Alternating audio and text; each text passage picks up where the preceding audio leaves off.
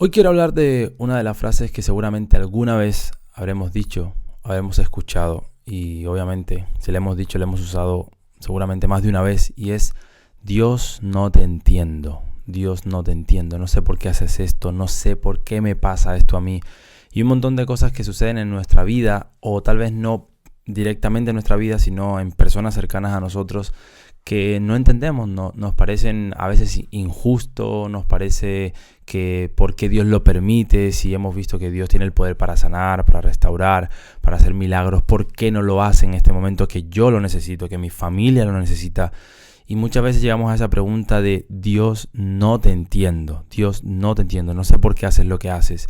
Y muchas veces he visto tantas veces esta pregunta, no solo en mi vida, sino la he visto tantas veces en personas cercanas a mí, que primero sé que nos ha pasado a todos, pero hoy quiero reflexionar acerca de cosas que podemos hacer o que nos pueden ayudar para lidiar con este pensamiento o con esta pregunta o con esta incógnita, porque muchas veces suceden cosas que no llegamos a entender nunca. Pero lo primero es, después muchas veces de decir esto de Dios no entiendo, ¿por qué haces esto? ¿Por qué haces lo otro? Lo primero creo que tenemos que aceptar que muchas veces hay cosas que van a suceder, aunque no las entendamos, no sepamos por qué suceden. Y el primer paso para no caer en la tristeza, en la amargura, en la depresión, es aceptarlo. Aceptar de que pasó, por más injusto que nos parezca. Pero creo que aceptarlo solo no es suficiente. Necesitamos aceptarlo, pero necesitamos hablar con Dios siendo honestos con Él.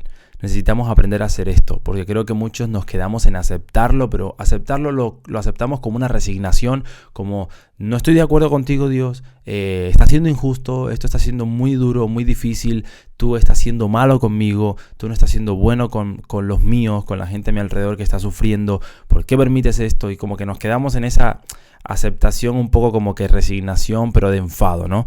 Y yo creo que deberíamos de empezar a practicar esto de aceptarlo, pero automáticamente hablar con Dios, orar, pero siendo honestos. O sea, y cuando hablo de ser honesto, es una oración en la que tú le digas: Señor, hoy vengo a decirte lo que siento, lo que tiene mi corazón. Y en mi corazón hay dolor, en mi corazón hay cosas que no entiendo, en mi corazón hay un montón de cosas que no puedo comprender. No comprendo por qué permites estas cosas, no entiendo.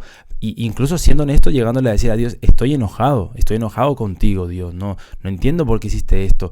Y yo creo que cuando soltamos y nos desahogamos de esa manera, porque realmente si consideramos a Dios nuestro Padre, debería de ser así. Como mismo nos sentamos a veces y nos desahogamos con un amigo y le contamos las cosas como son. Dios te conoce incluso antes de que tú vayas a orar, ya sabe lo que hay en tu corazón. Pero por eso para Dios es importante que cuando tú vayas no te quedes con la aceptación de: estoy enojado con Dios, me alejo, no le hablo más a Dios, sino que vayas a hablarle y le cuentes todo lo que hay en tu corazón, que Él ya lo sabe. Pero a ti te va a hacer bien hablar y contar. Y todo lo anterior, el hablar con Dios, el desahogarte, el ser honesto, el aceptar la situación, nos va a liberar de rencores absurdos contra Dios, nos va a liberar de guardar cosas que digamos en un futuro: no, es que yo antes creía en Dios, pero sucedió algo en mi familia, le sucedió algo a mi mamá, a mi abuelo, a un tío, me sucedió algo a mí, una injusticia, y yo desde ahí dejé de creer en Dios.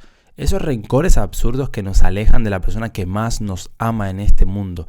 De eso nos puede liberar el poder aceptarlo y poder hablar con Dios siendo honestos y entender que Dios es eterno y Él conoce tu futuro, conoce el final de tu vida, el final de mi vida, y nadie mejor que Él tiene planificado, tiene ordenado todas las cosas. Todo está en su mano. Nadie mejor que Él tiene el control.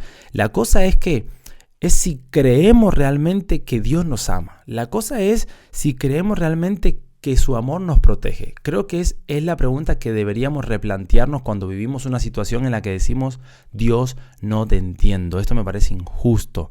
Deberíamos replantearnos la pregunta de: ¿yo realmente creo en la voluntad de Dios? ¿Creo que Dios me ama? ¿Creo que su amor me protege? ¿Creo que Él vela por mí? ¿Creo que Él realmente vela por los míos? Esa es la pregunta que deberíamos replantearnos cuando llegamos a esta situación de no entender, situaciones que nos parecen injustas, situaciones difíciles de enfrentar, difíciles de comprender. Cuando llegamos a ese punto, Creo que esa es la pregunta que deberíamos hacernos. La situación que estamos viviendo, la injusticia, póngale nombre que le pongas, lo que no comprendes que Dios está permitiendo en tu vida, o el proceso que Dios está permitiendo en tu casa, en tu familia, en tus amigos, en tus emociones, lo que Dios está permitiendo, lo que sucedió que te rompió el corazón. Eso ha hecho que dejes de creer que Dios te ama. Eso ha hecho que dejes de creer que el amor de Dios vela por ti y te protege. Porque si eso es así, entonces posiblemente eso vaya a alejarte de Dios. Y ese no es el punto. Ese no es el fin. Ese no tiene que ser la meta, no tiene que ser tu final. No puede matar nada que sucede en tu vida, por más injusto e incomprensible que parezca. Nada de eso puede matar tu fe de creer realmente que el Dios que te creó te ama y ese amor te protege. Aunque parezca incomprensible con el dolor que estás viviendo en este tiempo presente, por más incomprensible que parezca, ese Dios que dice que te ama y te cuida. Pero muchas veces no lo podemos comprender. Y ahí es cuando entendí que el poder de Dios siempre, por más que hayamos escuchado, no, es que yo he escuchado que Dios ha sanado esto, que Dios ha restaurado familias de aquello, que Dios ha hecho tal milagro y tal milagro en aquel y tal milagro en el otro. Por más que hayamos escuchado o hayamos visto y hemos sido testigos de que el poder de Dios es asombroso y no tiene límites, tienes que saber algo, y es que el poder de Dios nunca va a estar por encima de la voluntad de Dios. Te lo voy a volver a repetir. El poder de Dios nunca va a estar por encima de la voluntad de Dios. Y hay muchas veces en las que tú has querido que el poder de Dios opere en el momento difícil que estás viviendo, en la injusticia, en el momento doloroso, en el imposible que acaba de acontecer en tu casa, en tu familia, en los tuyos. Y tú dices, Señor, por favor, ahora es donde tienes que manifestar tu poder. Ahora es donde tienes que obrar un milagro. Ahora es donde te necesito. Pero la pregunta es, ¿será que esa es la voluntad de Dios o no? El poder de Dios nunca va a estar por encima de su voluntad. No lo estuvo con Jesús, que es Dios mismo. El Hijo de Dios no estuvo por encima de la voluntad del Padre. Jesús pidió no morir en la cruz, si era posible.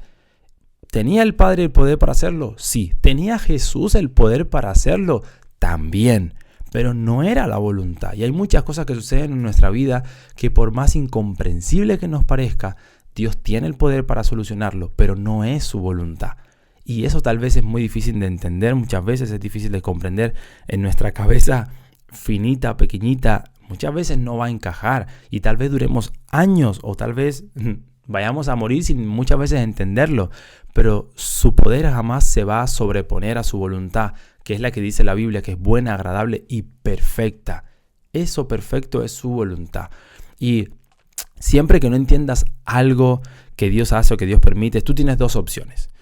La primera opción que tienes es confiar en la voluntad, en el amor de Dios, confiar que el amor de Dios te protege, confiar en que la voluntad de Dios es buena, agradable y perfecta, aunque no la entiendas.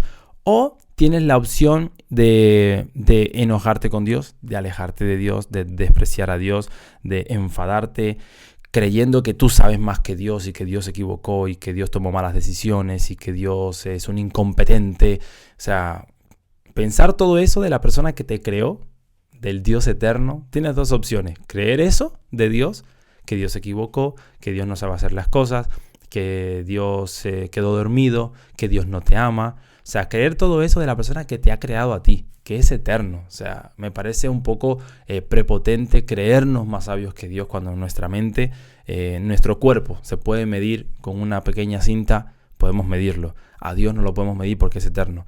Creo que es una locura ponernos a discutir o a enfadarnos con Dios en ese sentido. O puedes tomar la otra decisión y es confiar plenamente, aunque no entiendas, que la voluntad de Dios es buena, agradable y perfecta. Que Dios te ama y su amor te protege, aunque esa protección a veces no la sepas entender. Y sobre todo, una de las cosas que hace poco hablé con un amigo que está pasando un momento difícil y me ponía una frase que me encantó y dijo, Dios es soberano. Y muchas veces nos toca elegir eso, aunque no lo intentamos. Dios es soberano y Él es bueno y Él nos ama. Y estos últimos tiempos he estado recibiendo un bombardeo de noticias de gente cercana a mí que está viviendo momentos muy duros, muy difíciles, pero admiro cómo la mayoría de ellos han elegido confiar en el amor de Dios, en la fidelidad de Dios, que Dios es soberano, que la voluntad de Dios es buena, agradable y perfecta. Aunque ellos yo sé que no lo entienden, pero confían en el amor de Dios y se mantienen cerca de Dios. Y que esa pueda ser tu decisión también. Dios te bendiga.